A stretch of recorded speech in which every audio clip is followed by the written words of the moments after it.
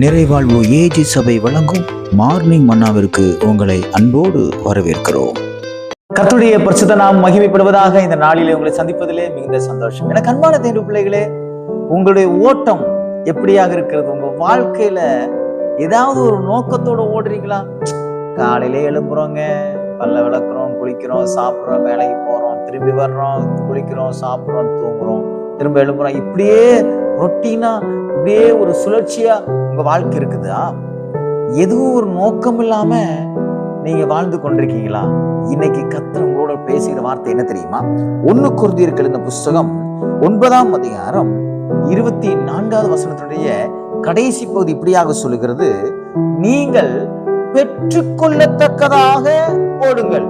உங்க ஓட்டத்துல ஒரு குறிக்கோள் இருக்க வேண்டும்.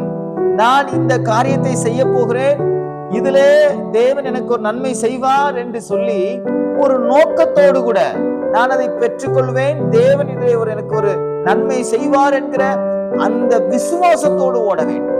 சில பேர் என்ன செய்வாங்கன்னா, ஏதோ கிறிஸ்தவனா மாறினேன், இயேசுவை ஏற்றுக்கொண்டேன், நான் அப்படி இருக்கிறேன், சரி பரவாயில்ல, எப்படி இருந்தா அப்படி நினைப்பாங்க. இல்ல, ஒரு பந்தயத்துல ஓட்டம் ஓடுகிறவன் எப்படியாயிலும் தன்னுடைய லக்கை அடைய வேண்டும், நான் முதலாவது வர வேண்டும் என்கிற அந்த நோக்கம் அவனிடத்தில் இருந்தது. அந்த எப்படியாவது அந்த பிரைஸ, அந்த கிஃப்ட, அந்த அந்த அவன் பெற்றுக்கொள்ள வேண்டும் என்கிற அந்த எண்ணம் அவனுக்குள்ள ஓடும். அதனாலதான் அவன் சரீரத்தை அடக்கி, அவன் ஆத்மாவை அடக்கி, அவன் எண்ணங்கள் எல்லாம் ஒருமுகப்படுத்தி அவன் ஓடுவான். அப்படி ஒரு லட்சியத்தோட ஓடும் பொழுதுதான் அவன் அந்த கிரீடத்தை பெற்றுக் கொள்கிறான். இன்றைக்கு நிறைய பேர் லட்சியம் இல்லாம வாழ்ந்து கொண்டிருக்கிறோம்.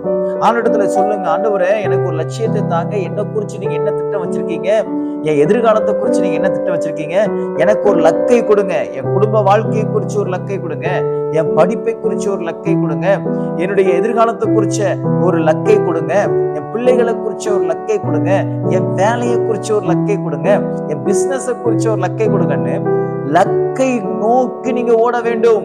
நான் அந்த லக்கை நோக்கி ஓடும் பொழுதுதான் நான் பெற்றுக்கொள்கிறவனாக மாறுகிறேன். ஏதோ ஒண்ணு செஞ்சேன் அப்படி கிடையாது, நான் இதை செய்தது நிமித்தமாய் தேவன் என்னை ஆசீர்வதித்தார். ஈசாக்கு பாருங்க, அவன் ஒரு லக்கோட ஒரு நோக்கத்தோடு கூட அவன் இருக்கிறான். என்ன நோக்கம்? பஞ்சம், தேசம் முழுவதும் பஞ்சம் தான். ஆனாலும் அவன் நோக்கம் என்ன தெரியுமா? நான் விதைப்பேன், தேவன் 100 மடங்கு பலனை தருவார். அந்த நோக்கத்தை தேவன் பார்த்தார்.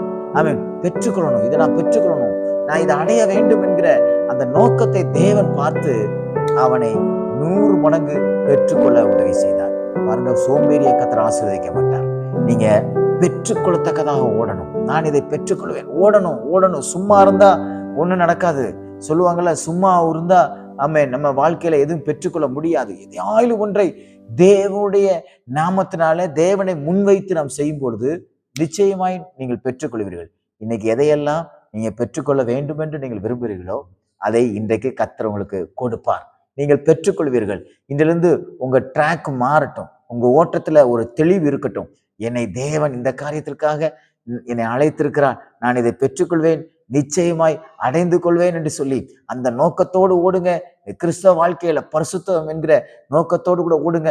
ஜெபம் என்கிற நோக்கத்தோடு ஓடுங்க. கர்த்தர் உங்களை பெற்றுக்கொள்ளத்தக்க உடைய மனுஷனாக தேவன் மாற்றுவாராக. God bless you.